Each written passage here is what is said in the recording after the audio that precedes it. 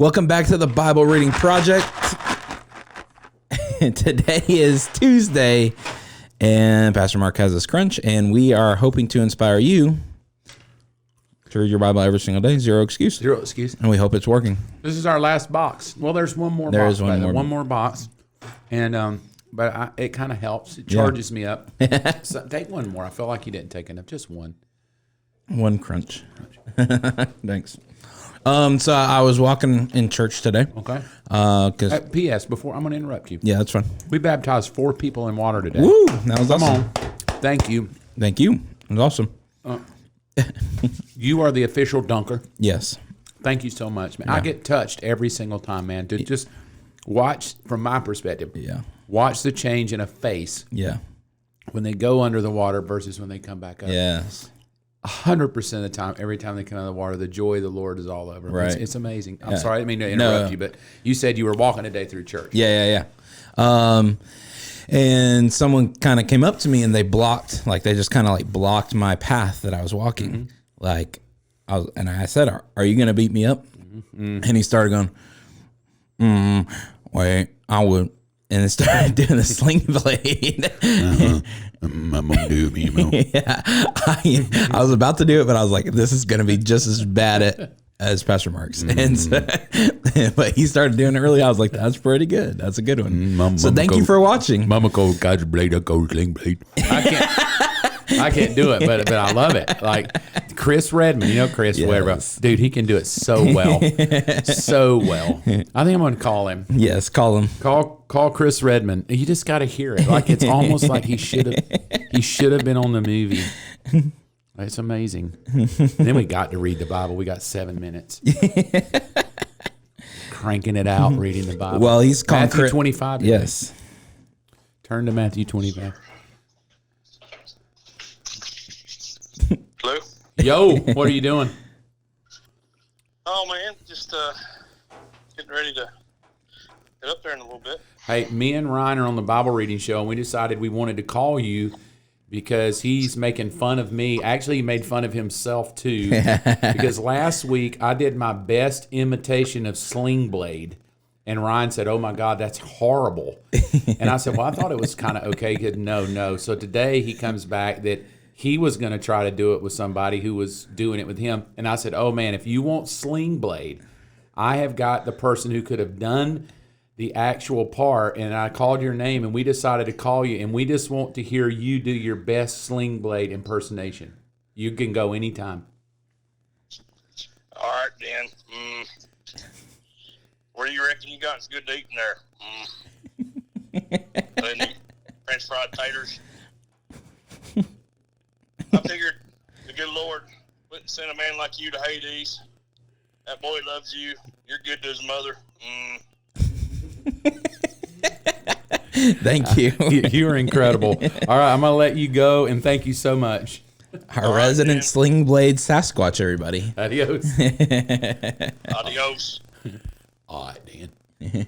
Dude, he just does it so well. Like, he can quote the whole thing. I'm like, what, did you watch it 1,000 times? And he's like, dude, it's incredible. So I think we need to have him come and preach one Sunday. And that's with me holding the Sling Blade. And he can only do it as Sling Blade. Matthew chapter 25, verse 31. I got a hard question for you. You ready? Ready. It says this, but when the Son of Man, that's Jesus, comes in glory and all of his angels with him, then he, Jesus, will sit upon his glorious throne, and all the nations, that's everybody that's left on the earth, will be gathered to his presence. Can you imagine every nation is going to be gathered to Jesus, whether they believe in him or not. They're all going to be gathered to him. And he'll separate the people as a shepherd separates the sheep from the goats. He will place the sheep at his right hand, the goats at his left. And then the king will say to those on his right, "Come, you who are blessed by my Father, inherit the kingdom prepared for you from the creation of the world." So what we read yesterday in Matthew 24, the end is here. Right. And now that the end has come, they're all standing in front of Jesus. Mm-hmm. He separates them all out. And then he says to the other one, verse 35, "For I was hungry, and you fed me. I was thirsty, you gave me a drink. I was a stranger, and you invited me into your home. I was naked, and you gave me clothing. I was sick, and you cared for me. I was in prison, and you visited me." And then the righteous ones will reply, Lord, when did we ever see you hungry and feed you, or thirsty and give you something to drink, or a stranger and show hospitality, or naked and give you clothing? When did we ever see you sick or in prison and visit you? And the king will say, I tell you the truth, when you did it to one of the least of these, my brothers and sisters, you were doing it to me.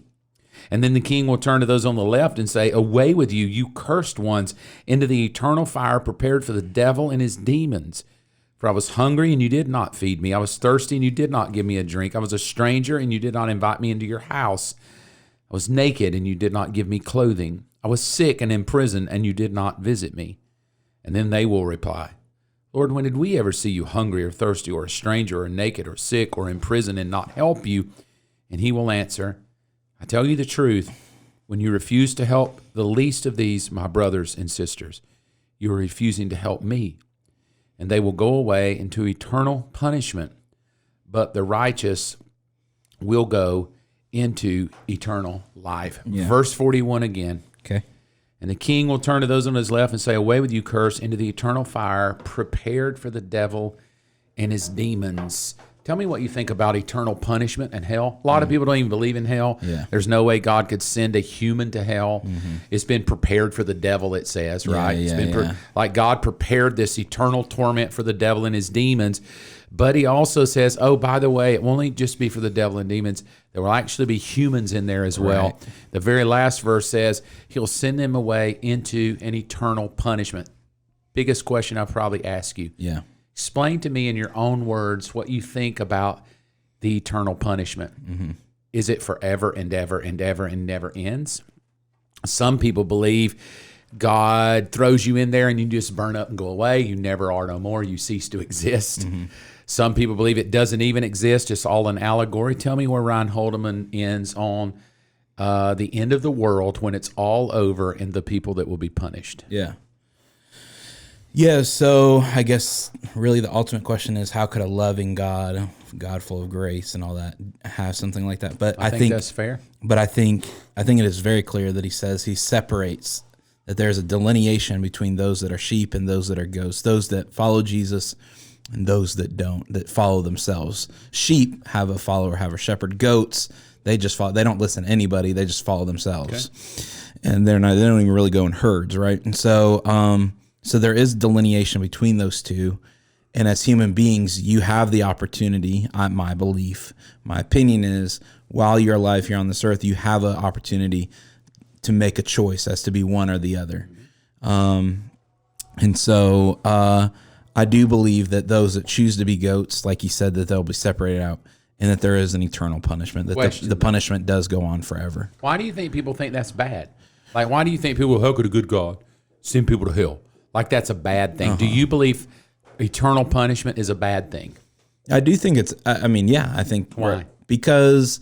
Why do you think eternal punishment is a bad thing and not a good thing? I think whenever you're punished, it's not a good thing, right? That nobody likes to be punished. No one likes to be. Then why do we punish people?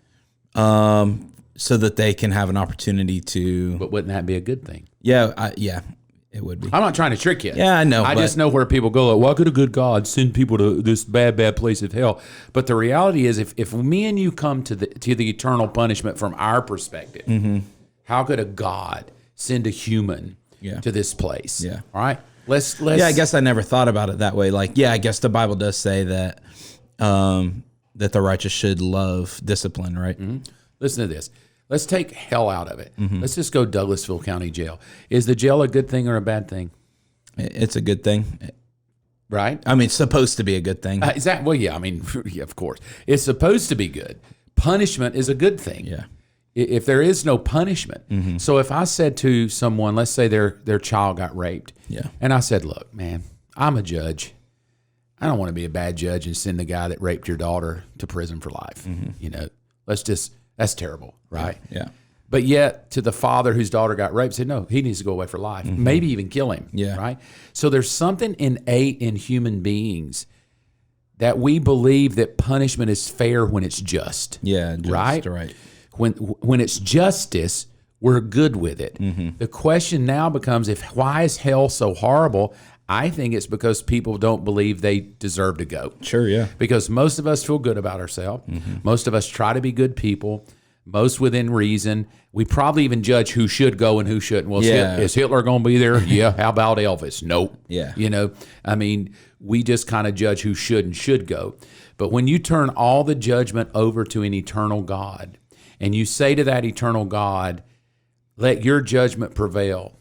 And so what the Bible teaches us is the bottom line to God, he's always just. He's never unfair. Yeah. And whoever ends up in eternal punishment, it was a just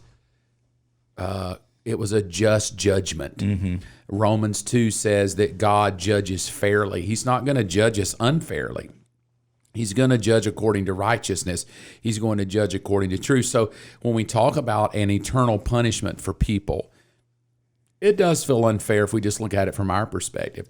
But when God has told us all along, you're sinful, you deserve to be punished because you're all children of the devil. Yeah. And I'll go, I'm not a children of the devil. I've never worshiped the devil in my life. Well, do you believe in me? No, but I'm not a child of the devil. Then you're a child. You see, his judgment is the thing that makes the eternal punishment a just thing. Yeah.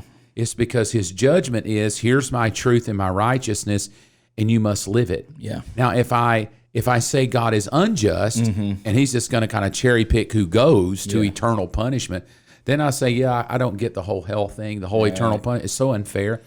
But if I start with whatever God does, he's always fair, then I would have to say that punishment, eternal punishment, is a fair thing, right? Right. Because I don't think God's going to do what people do in a jail, rip you off. Whatever his judgment is fair, it's righteous, and it's Romans 2, it's true, it's right, it's based on eternal truths. That's kind of how I've handled the whole, it seems unfair that God would punish people eternally. Yeah. But it's only unfair if you think humans are justly not needing it. But I think what we read in the chapter before, their wickedness will be so much that the love of Jesus will just be out the door. So that's what some good stuff for today. Thank you for hanging out with us. Matthew chapter 26 tomorrow. Read this chapter today. I think you'll be super blessed by it. Again, thank you, Chris, for your sling blade. Have a good day. We'll see you on Hump Day.